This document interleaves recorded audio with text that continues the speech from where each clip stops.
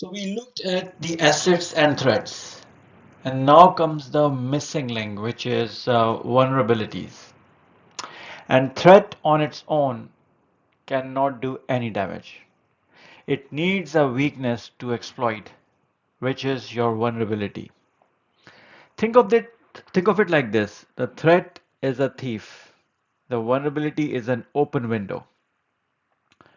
In fintech, vulnerabilities can show up as misconfigured cloud settings, as unprivileged accounts, user accounts, outdated or unpatched applications, forgotten APIs or legacy tools. And most breaches, they are not from fancy zero-day vulnerabilities. They are from known fixable flaws. And in this module, we will look at how to spot these weak points, prioritize them, and make vulnerability management part of how you operate, not just a one-off audit fix. If a threat is the attacker, then a vulnerability is the weak spot they exploit.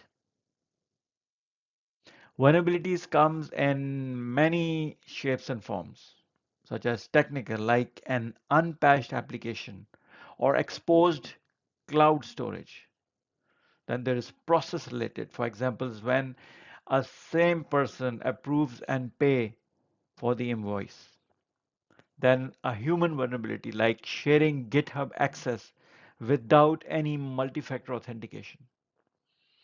Some real examples from fintech would be public S3 buckets left open, hard-coded API keys visible in front-end code, admin portals with no rate limits or IP restrictions, and Slack links shared without credentials.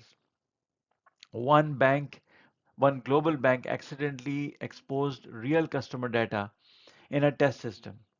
And this was not due to any hackers, but because no one locked the door. So the bottom line is you cannot stop every threat, but you can fix the cracks that let them in. That's your job. Spot and patch the gaps before someone else does. When most people hear the word vulnerability, they imagine a bug in code. And yes, technical flaws are real. But in banking and fintech, many vulnerabilities are not about broken software, they're about broken assumptions. Let's walk through a few. In case of a technical vulnerabilities, let's consider an example of a lending startup in India, which left an outdated Java library running in its mobile backend. A researcher found it vulnerable to a known deserialization attack and gained access to the transaction logs. This wasn't a zero day, it was a public CVE listed for 6 months. Then, in case of configuration, another fintech had a brilliant cloud native design, except they forgot to disable public access on an Amazon S3 bucket. That single misconfiguration led to a leak of over 200,000 customer KYC documents.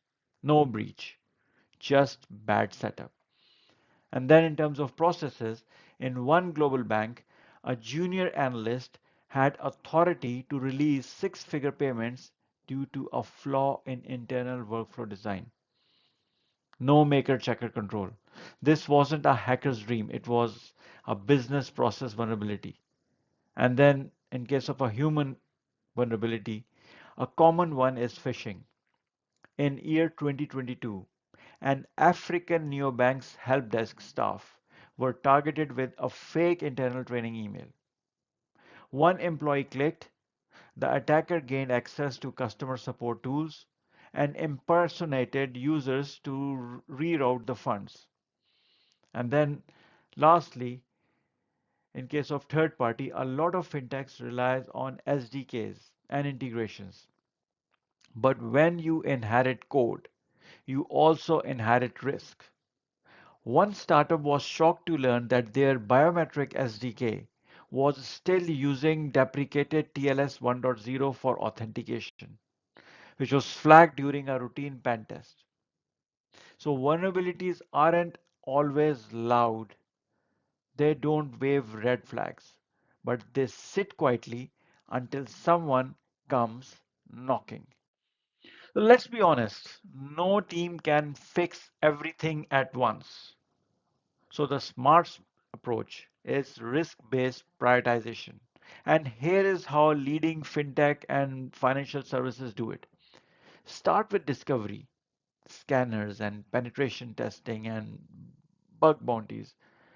Then filter for risks. Is it public facing? Does it touch PII payments or regulated systems? Score it, but not just CVSS.